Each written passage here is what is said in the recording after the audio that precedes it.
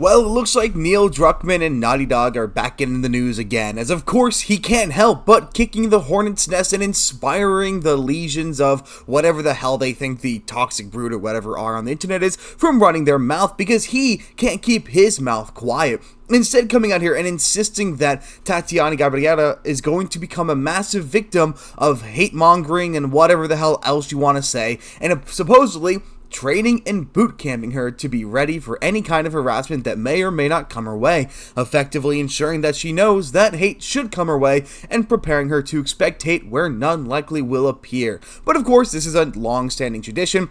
And it's no shock whatsoever that this is coming straight from Neil Druckman himself, as of course he is the idiot behind The Last of Us, and like I covered 2 days ago, The Last of Us Season 2, which is bombing severely, as they've now copied the story from Last of Us 2 and 9-iron Joel in the head, knocking him out of the story unceremoniously and leaving many people very pissed. Now, reportedly, Tati Gabrielle is out here and complaining that she's going to get a lot of hate just because she's a black queer person of color who has a shaved head, and that's the only criticism coming away, and there can't be any other criticism. So of course, the established media has to run with it, and run with it they have. Only problem is, they forgot she kicked the hornet's nest first, not us. She threw the first stone, we nearly responded in kind. So before going further, like, subscribe, and let's get into this.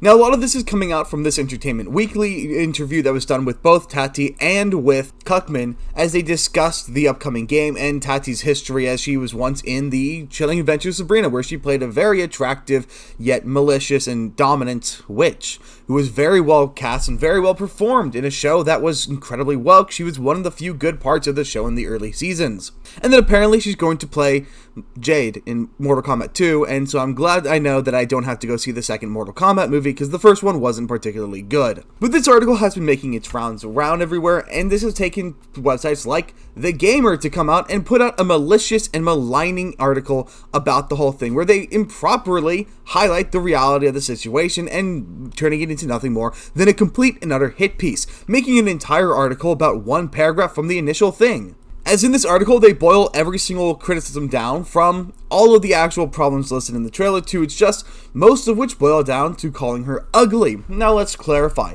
She's not an ugly person, but you can very much make the argument that they uglified her for this trailer. I mean, this is what she looks like in The Prophet, and this is what she normally looks like. She's actually a very attractive individual, and they basically did everything in their power to make her not be. So a little bit of honesty won't hurt ya. The Gamer then continues with, unfortunately, this all too common in the industry. The Witcher 4 came under heavy scrutiny from a vocal corner of the internet. You've got to malign and ad hominem us because you're afraid to acknowledge that we might actually be right. Supposedly making Ciri less attractive, and Ghost of Yotai was chastised for casting gender-fluid and queer actor Erika Ishii in the lead, with Asmongold infamously asking, "Do I have to play as a girl?" Lots of out-of-context stuff. Nobody cares that Erika Ishii is genderqueer and a female. What we have an issue with is that she is involved in the writing, and she usually forces her politics into the characters that she plays. That is the real concern, not the fact that we have to play as a girl. There's also the fact that, in the time period, girls weren't allowed to be samurai or ninja, and therefore they're removing history from the Ghost of Tsushima franchise, which Ghost of Tsushima was always historical fiction based in fiction. It is incredibly accurate to history, and by making the protagonist a female, you are heavily maligning yourself from that historical context. Now, of course, this is all a preface to describe the kind of boot camp experience they're going to be putting Tati under, as Naughty Dog is keenly aware of the He's Hate campaigns, as Laura Bailey was berated for playing Abby in The Last of Us Part 2, and many took out their frustration at Joel's death on her, sending her threats of violence every time she opened social media, and even death threats against her newborn son. While you may claim that those exist, I heavily doubt their validity, and if they do exist, I've got a big question. How many of them came from my side of the aisle? I've got a sneaking suspicion that they instead came from the shippers and Raylo's side, because these people were upset that they lost their, as the article I covered 2 days ago, they lost their TV peepaw. We're not the ones strangely obsessed with fictional characters, and we're not the ones known for sending death threats over fictional characters, or must I remind you what Daisy Ridley fans did when they found out that Adam Driver was married? Now, reportedly, Neil Druckman's advice to this criticism was to just ignore it, which is exactly what you should do. You don't have to come out here and advertise that you're doing the normal thing. You can just do the normal thing. After boot camping came the trailer and an unnecessary wall of angry comments with viral social media posts and YouTube clips declaring the game was cooked, all because it cast Gabrielle. No, that's not I know that the gamer is allergic to being honest, and that's fine. You do you, the gamer, but how about you try just a little bit, just a teensy weensy bit? The problem is that Neil Druckman cast an attractive woman and made her look butt fucking ugly. That's the problem, not the fact that there is a female character. And then of course the fact that the female character is acting like a shitty stereotypical man. It's a terrible design, it is a terrible behavior, and the way that the trailer was done is poorly put together. How about you realize that most of this is legitimate criticism instead of waving your hand and ignoring it because it's too close to threatening you? But before I digress any further, let's actually look at what Tati had said. Coming from that Park Place, Intergalactic, the Heretic Prophet, controversy continues as actress says she needed Naughty Dog boot camp for a fan hate after previously mocking fans with meme. And that's the context that everyone is ignoring. Tati Gabrielle kicked the hornet's nest. She threw the first stone. She instigated the fight by posting a malicious meme about those, criticizing the fact that the trailer looked bad. I mean, how can you look at this picture and blame us for complaining that they deliberately uglified her when I showed you what she looks like? Now, Druckman and Naughty Dog appear to be repeating a familiar strategy: provoke controversy, mock the backlash, and then weaponize identity politics when legitimate criticism inevitably follows. What I'm shocked by is that my videos haven't just been copyright struck, because if you remember during the Last of Us 2 debacle, one thing that they did is whenever you covered the game in any light, Druckman would immediately go and copyright strike you. You played the game, copyright strike. You covered story leaks, copyright strike. You just talk about the game without showing anything in it, copyright strike. That's his plan. He likes to go out and be as malicious and evil-minded as possible, even going as far as getting channels banned. And don't be shocked if you see this strategy attempt to pop up once again. Now, Tati Gabrielle, the actress leading Naughty Dog's upcoming sci-fi game Intergalactic, the Heretic Prophet, please fix that name, is now being framed as a victim in training. In new promotional interviews, Gabrielle and Druckman claim she's undergoing an emotional boot camp to prepare her for the type of fan response seen during the backlash of The Last of Us Part 2.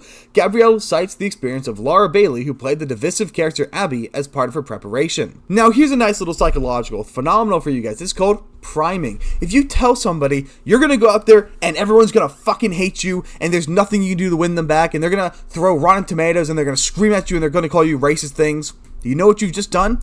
You told her to expect to be maligned. Any criticism of her performance, of her character design, of literally any aspect of the game is now immediately an attack on her personally. There is now no criticism that can be levied against the game that she will not interpret as being criticism against her. And not just criticism, no. She's going to interpret it as hate directed at her because Neil Druckman has trained her to become a victim, to associate every kind of dialogue as being hateful. This is priming, and there is now no other explanation that she could ever draw from this experience. This is why a victim mentality is so damn dangerous.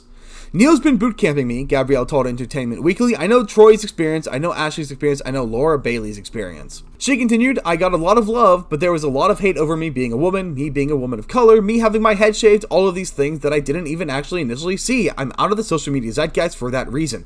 But once I did, Neil was like, ignore it, no matter what, me and you, we're going to make something beautiful, we're going to make something we're proud of. So, the fact that you're not in social media, you're not on social media, you're not on the zeitgeist of social media, means that you didn't discover this naturally, which likely means that what actually happened is somebody showed you the hateful content that they wanted you to see. They showed you what would get you most riled up, and that's clearly what's going on. They want Tati to be the next martyr in their social warfare. And so they're doing everything in their power to prime her for that. And all while this is a world of video games that I've never stepped into before, she said, so I don't want to put one thing in my mind expecting it's going to be this way, and then it's not. And then I'm unprepared to take it too lightly. Now, one thing that I would like to mention is if any of this is true, if everything that's being said right now is accurate, then Neil Druckman himself is directly responsible for any kind of comments that she gets because he knew what the reaction would be. He knew what the reaction was after Last of Us 2, and he knew it would probably continue if he prepared the boot camp.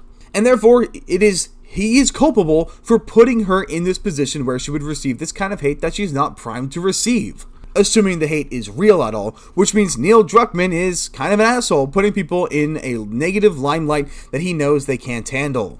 But as I said, all of the articles we've covered previously, every single article discussing this has ignored some very important context. But this narrative doesn't quite add up, especially when you look at what Gabrielle posted online just last year, shortly after the game's announcement trailer was ratioed into oblivion, with at the time it was 96,000 uplikes to 246 downlikes. Now this add-on isn't accurate, there's some wiggle room there, but it's a good indicator. The trailer for Intergalactic, first revealed at the Game Awards in 2024, received an overwhelming wave of negative response on both the PlayStation and Naughty Dog YouTube pages. And what did Gabrielle do in response? She mocked the audience, posting this lovely story of her with Siri, Fragile Masculinity by Loria. 100% incel tears, so DEI-licious. You mad, bro? This is clearly a mock, and this is clearly a first stone thrown. And the moment she put her gloves into the gauntlet, she became open to any and all criticism levied at her. On her Instagram stories, Gabrielle shared an illustration of her character in CDPR Siri, who is replacing Geralt as the protagonist in the next Witcher game, which is actually fine because that's how she was set up, sipping from drinks labeled Fragile Masculinity made from 100% incel tears. The caption so DEI-licious. The post was topped up with a taunt aimed squarely at critics. You mad, bro? This was no nuance, no room for dialogue, just open mockery toward anyone who had concerns about the direction of the game or its messaging. Meanwhile, Druckman has made it clear he expects controversy again. Speaking with 28 Days Later director Alex Garland, Cuckman reflected on The Last of Us Part 2 backlash. We made a game, The Last of Us 2, we made certain creative decisions that got us a lot of hate. A lot of people love it, but a lot of people hated that game, he said. No one loved it. And to call those decisions creative is being incredibly generous, I should say. It's more like you threw a dart at the wall and then took the worst possible interpretation of that. Garland replies, who gives a shit? And Druckman agreed, saying, exactly. Then he added sarcastically, the joke is like, you know what, let's do something that people won't care as much about. Let's make a game about faith and religion. Well, we know how you're going to do it. You're going to malign certain religious groups, and you're going to prop up your long-nosed, money-smelling, curly-haired version while putting down all the other ones. Let's not forget in The Last of Us 2, you have people enter a church and a mosque. In the church, you can do whatever the hell you want, shoot anything you want, throw firebombs, whatever you want. But in the mosque, you can't destroy a single thing. So I wonder how, Cuckman Schrodinger's whiteness is going to apply into this game.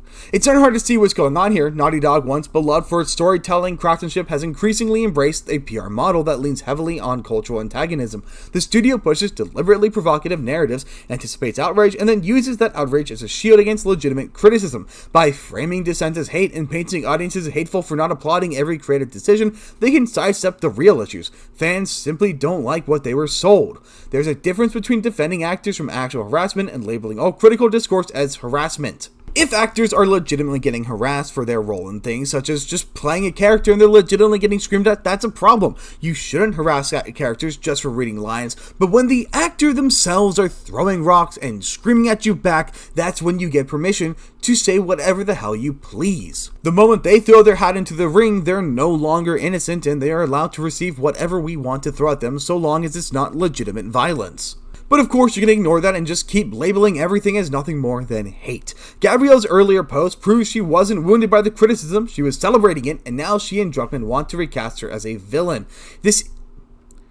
She was celebrating it, and now she and Druckman want to recast her as a victim. This isn't just disingenuous, it's manipulative. If Intergalactic the Heretic Prophet fails to land with audiences, don't expect introspection, expect controversy. Expect another round of think pieces, blaming the audience, praising the bravery of the developers, and doubling down on the very strategy that pushed many fans away to begin with. You know what? Please do that, because I need more content. It would be a great thing for me to farm on and hopefully finally start getting more followers. So please, double down and start talking about how we're all a bunch of racist, sexist, yada yada.